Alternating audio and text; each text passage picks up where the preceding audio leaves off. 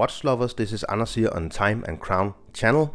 So this video is a very short comparison between the very popular Tissot PRX. This is a comparison between the 40mm version, this is the ice blue, and then the 35mm version, this is the green. Also just to show you how the colors actually look in real studio lighting here, and also talk about the fit if you find the 40mm version to be too big, or maybe you do consider a 35mm version, which is more of a unisex option. So first of all, I did a full review of the Tissot PRX Ice Blue 40mm version here. You can find the link down in the description or up in the right hand corner now. This pretty much covers the history and the quality of the watch. You get exactly the same movement, the same lume, the same finishing, everything. The only thing that is different between these two watches is the dial color, of course, and the size. So the main difference is, of course, the size. So with the 40mm version, you, funnily enough, actually get exactly 40mm in diameter. You get 51.5mm lock to lock, and that is because this integrated bracelet here, it does have very protruding end links, 11.2mm in thickness, a crown size of 5.5mm, and the case here is 27mm. It tapers down to 18mm on the 40mm version. So the 35mm version is actually, to my measurements, 35.5mm in diameter. You get a lock to lock distance of 44.5mm. Again, you have the end links here on the bracelet. You get the same thickness as with the 40mm version, as it has the same movement, the Powermatic 80 of 11.2mm.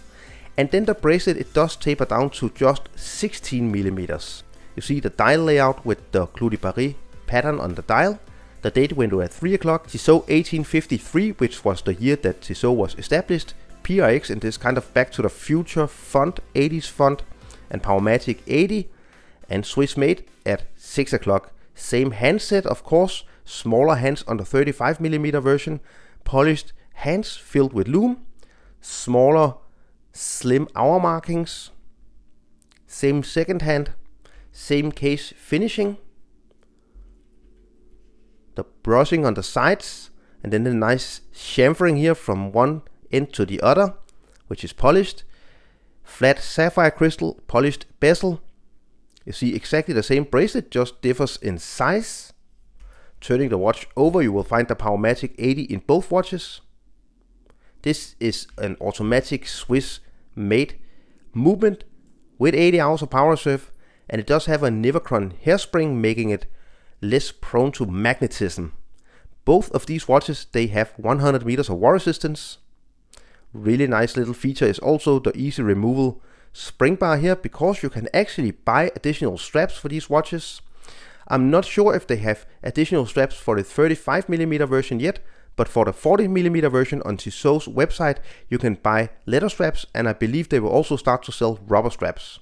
Both of these watches, they come in a lot of different dial color variations, so have a look at Tissot's website. I'm leaving a link to Tissot's website down in the description if you want to look at all the options.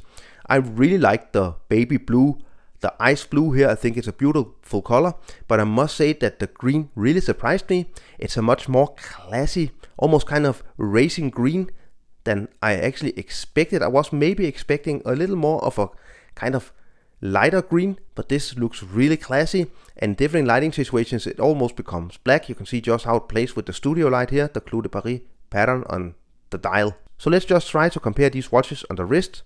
So here you have the 40mm version on my 17.5cm wrist. I can pull it off, but it is definitely wearing big for a 40mm diameter watch, and that is of course because of the case design and the bracelet, 51.5mm from end to end.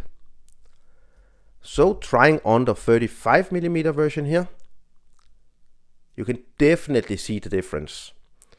So it wears much smaller, and to my liking, I think it wears too small for me.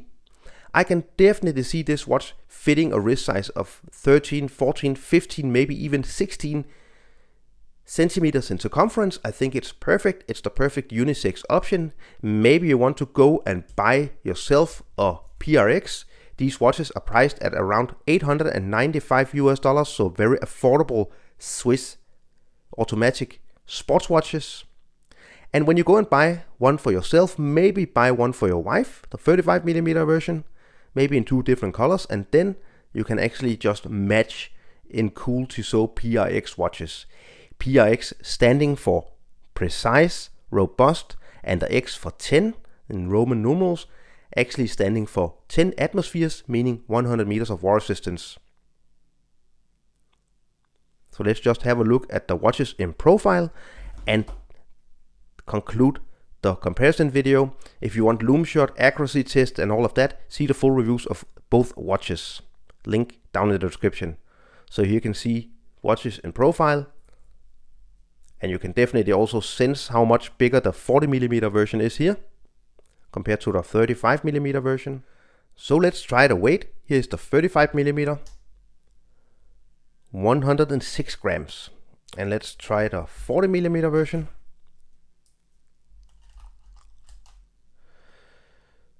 132 grams, and I did remove some links from the 40mm version, but not from the 35mm version. So which is your choice, the 40mm or the 35mm? Let me hear down in the comments. Don't forget to give this video a thumbs up if you enjoyed this comparison. Follow me on Instagram and Facebook, subscribe to my channel. Don't forget to visit my website timeandcrown.dk if you're speaking Danish, Swedish, Norwegian, maybe also from Iceland. They know Danish as well. Thank you so much for watching. Bye.